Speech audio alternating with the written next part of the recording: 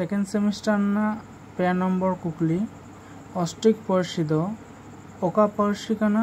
Are चेदा ओना कोदो Austric Parsi मेनते लेखा ऑलमा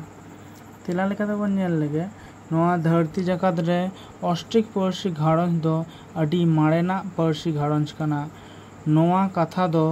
अडी गान पार्सी गाखुड़िए गमके को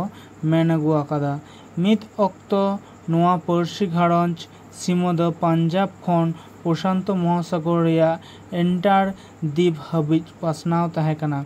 भारत दिसम रेन पार्सी गाखुड़िए को मने लेकाते बाड़ाय जाम कना जे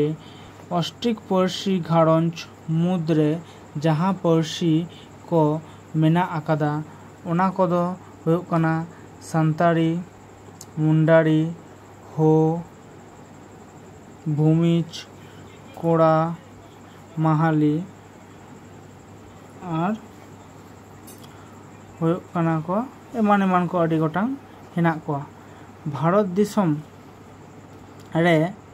आर्य जात को हेज मारांग नुआ ऑस्ट्रिक पार्सी घारंज रेन हर हपन कोगे ऑस्ट्रिक पार्सी से ऑस्ट्रिक सावता को बेड़ेत लेदा भारत दिसम रेन प्रोटो ऑस्ट्रेलियाड मेनते जहां मनमी को हुदिस ᱧᱟᱢ आकाना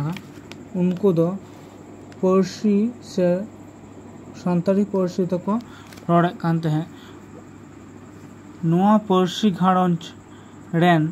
मित गादेल हर दो साउथ वियतनाम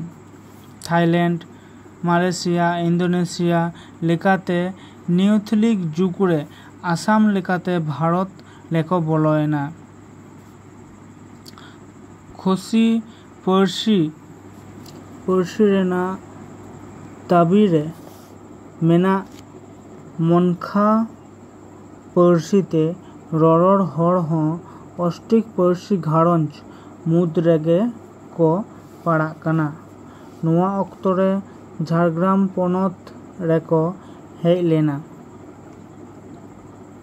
आर एटा हर कोदो हिमाल बुरु जापा रे मेना कश्मीर धाबिज को पासनाव लेना आर हो मित गादेल हर कोदो तमिलनाडु लेकाते केराला दिसम रेको सेटेल लेना ओना तायम नोते खन गे नुकु दो ओमान दिसम लेकाते अरब दिसम तेको हेज सेटेल लेना ऑस्ट्रिक पार्सी घारंज रेन हर हपन कोगे से नाहा दो खेरवाल चे खेरवाल मेनतेगे बन छटियर आकाना नुआ इदी काते अडी गान सेचेद गाखुड़िया को मने सला लेकाते बाडाय ᱧᱟᱢ आकाना।